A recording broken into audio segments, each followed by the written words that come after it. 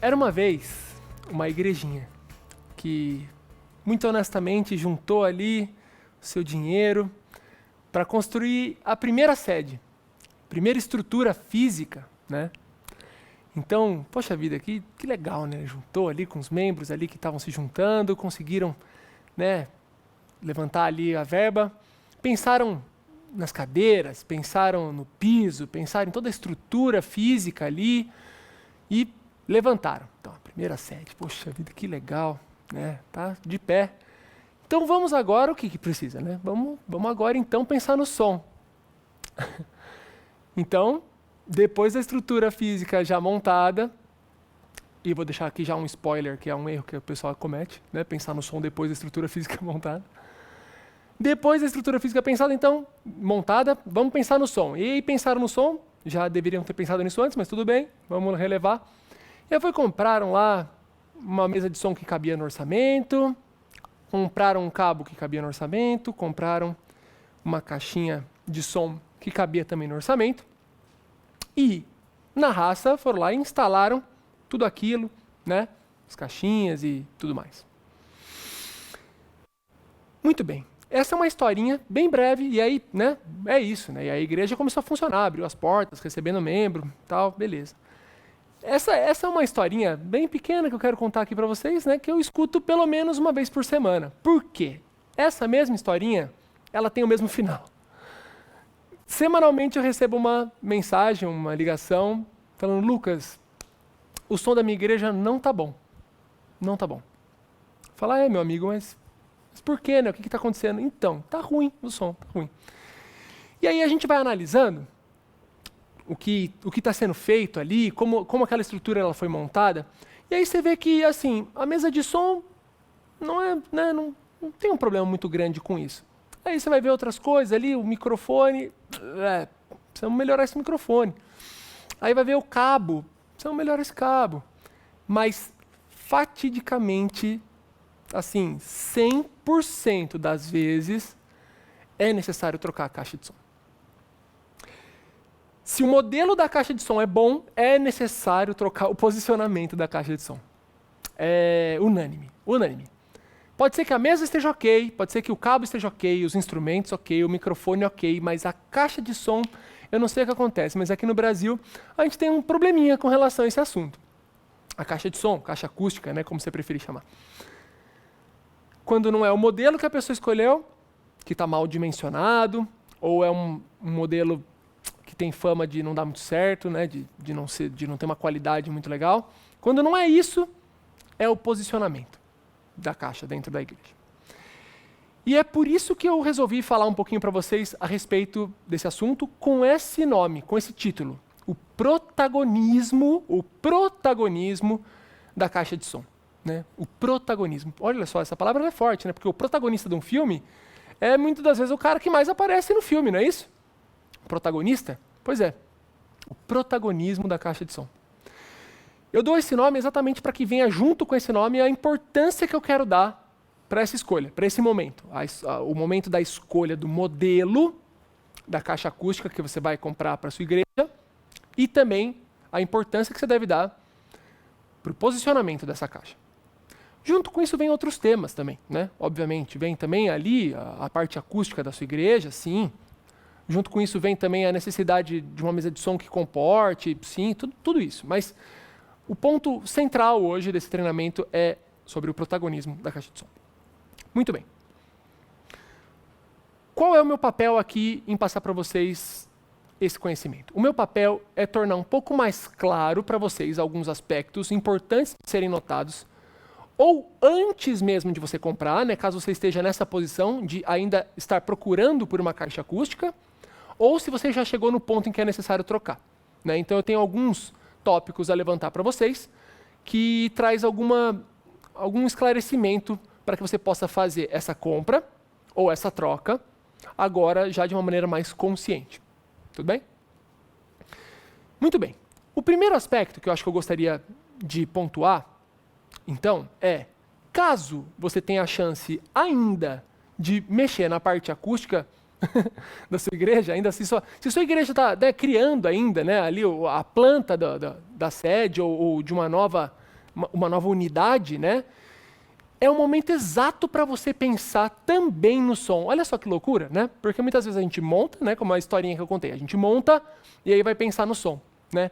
Só que o som, né, principalmente as caixas de som, elas podem ser muito melhores escolhidas, né? Elas podem ser escolhidas com muito mais eficiência, né, se for pensado junto com a acústica. Por que eu estou falando isso? Porque se você não pensou direito e fez... Olha a palavra, ela vai ser dúbia, né? Se você não pensou direito e fez um pé direito muito baixo, o som não vai ficar legal. Pode ser que você tenha que fazer ajustes no pé direito, vai ser difícil. Então você vai ter que trabalhar com o posicionamento da caixa ali dentro. Então, pense na estrutura física junto com o som, né? Pense que vai ser necessário um pé direito de um tamanho razoável, quando isso for possível, obviamente, para que o posicionamento dessa caixa comporte a cobertura que você deseja, correto?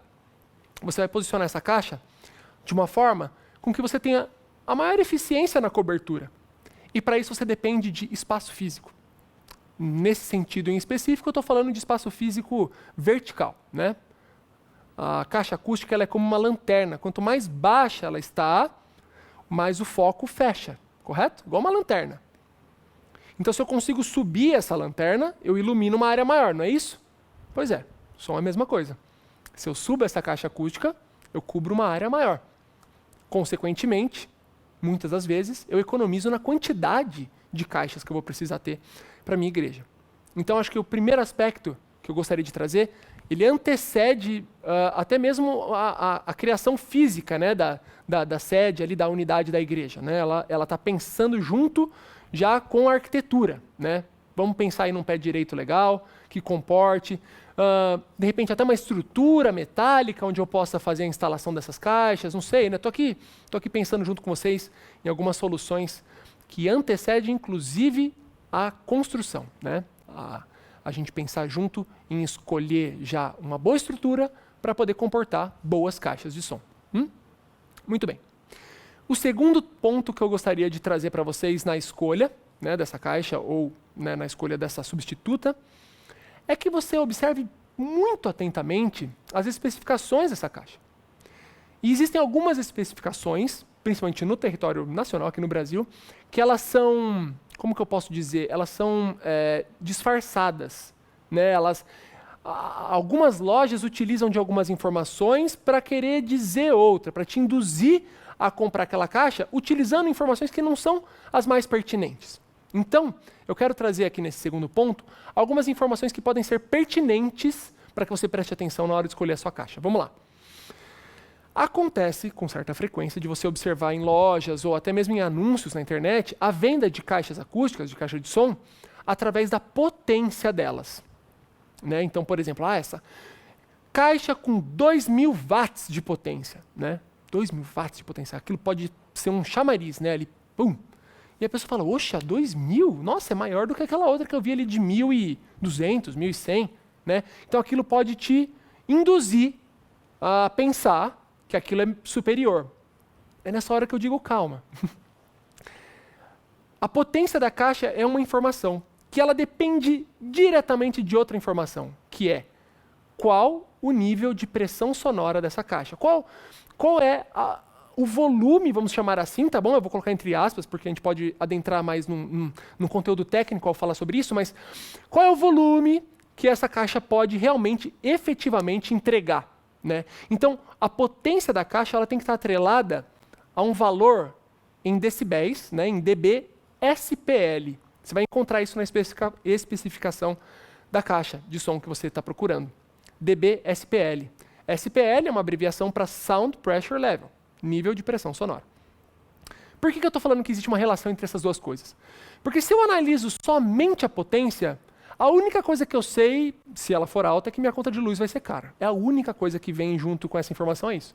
Agora, se eu atrelo essa informação ao nível de pressão sonora, aí sim eu tenho uma informação coerente, que é, essa caixa ela consome esse tanto e ela, né, ela tem essa potência, e com essa potência ela chega nesse nível de pressão sonora. Pronto, aí legal. Se eu faço essa relação com essa, eu consigo escolher qual caixa é mais eficiente. Qual caixa é mais eficiente? A relação entre potência e pressão sonora me entrega a eficiência dessa caixa. Portanto, se você observa lá na descrição técnica de uma caixa, que ela tem 2.000 watts de potência e ela entrega 129 dBSPL, ela está te falando uma coisa. Agora, se com 1.100 watts de potência ela entrega 129 dBSPL, opa, essa caixa é muito mais eficiente. Ela é muito mais eficiente do que a outra. Correto? Conseguem perceber isso? Então, esse é um segundo ponto que eu quero que vocês prestem atenção, que são as especificações da caixa acústica. Isso que eu estou falando é uma especificação. A outra, que é muito importante, é a cobertura nominal dela. Qual área ela cobre, né? Essa é outra informação interessante de você procurar saber antes de escolher a caixa ou antes de trocar a sua caixa. Né? A cobertura nominal. A pressão sonora, como eu falei anteriormente, né, que a relação entre a potência e a pressão sonora é importante, mas observe legal, assim, observe bem a pressão sonora dessa caixa para você saber o que é possível fazer com essa caixa. Outra informação legal, o peso dela, ela é muito pesada? Será que minha estrutura física aguenta essa caixa? Quantas caixas eu vou precisar colocar, né? Você vai começar a fazer essa conta através das especificações. Por que eu estou dando tanta importância para esse segundo tópico? Porque não é raro eu encontrar igrejas que olham para a igreja do vizinho, né? Foi lá, visitou, ficou sabendo de que o som da igreja vizinha é muito bom. Aquele som é muito bom. O que eu faço então? Eu vou copiar o que eles fizeram. Vou fazer a mesma coisa, vou comprar exatamente o que eles compraram. Vou comprar a mesma caixa acústica. Só que, meus irmãos, minhas irmãs, não é assim que funciona. O som ele se comporta de maneiras distintas, principalmente com a estrutura física que você tem. Né? Se em uma igreja você tem todo um trabalho acústico sendo feito, por exemplo, as cadeiras são feitas com absorção, né, tem espuma, já se comporta diferente de uma igreja que, por exemplo, todas as cadeiras são de plástico ou de madeira. Se o chão é vinílico ou de madeira, é diferente de um piso de mármore, um piso frio. As paredes, né, tem muitas paredes, tem muitas janelas e etc, etc. São tantas as coisas que eu poderia mencionar aqui. Então, é muito delicado você copiar a igreja vizinha, porque isso pode te trazer um grande problema, que é a não adequação daquele equipamento com a sua estrutura. E isso eu vejo com uma certa frequência. Né? Então, você conseguir fazer essa escolha consciente, por conta própria, vai te fornecer tantas coisas favoráveis a você, né? Vai te trazer essa autonomia para você conseguir perceber qual é a necessidade da sua igreja, o que ela comporta e o que ela precisa.